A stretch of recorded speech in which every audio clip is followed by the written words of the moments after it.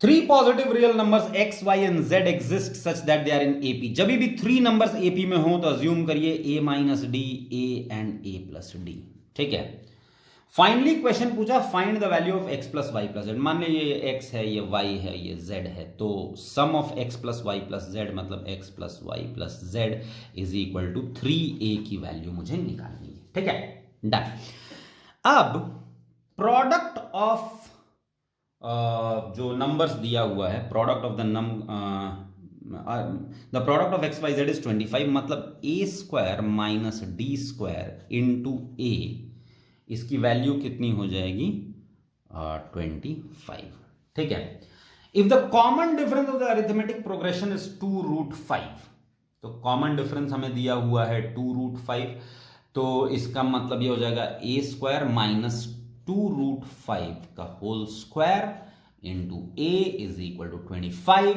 तो A square minus 20 into A is equal to 25। अब यहां आप चाहें तो दो चीजें करते हैं, या तो क्यूबिक इक्वेशन बना के चेक करिए। ठीक है, लेकिन कैट में ये काम रिस्की है। आप इसको अगर क्यूबिक इक्वेशन बनाएंगे तो मैं आपको आगे के स्टेप्स बता देता हूं। जब आप क्यूबिक इक्वेशन बनाएंगे तो ये एक रूट दे देगा आपको a इज इक्वल टू 5 और बचे हुए दो रूट्स इमेजिनरी आएंगे।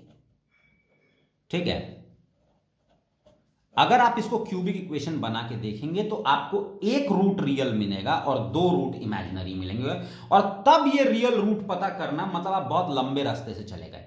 ठीक है, यहां पे देख लीजिए कि अगर ये 25 है तो या तो 25 इंटू 1 पॉसिबल है, तो ये 1 अगर रखोगे तो दिस विल नॉट सेटिस्फाई। ठीक है ना, तो वो तो पॉसिबल नहीं हो रहा है। So the only solution that you can figure out is A square minus 20 भी 5 हो जाए और ए भी 5 हो जाए, सेटिस्फाई भी कर रहा है। मान लीजिए आप ए इज इक्वल टू 5 यहां रखते हैं तो 5 स्क्वायर क्या हो जाएगा 25 माइनस 20, वो क्या हो जाएगा 5। तो मतलब A is equal to 5 is satisfying the condition.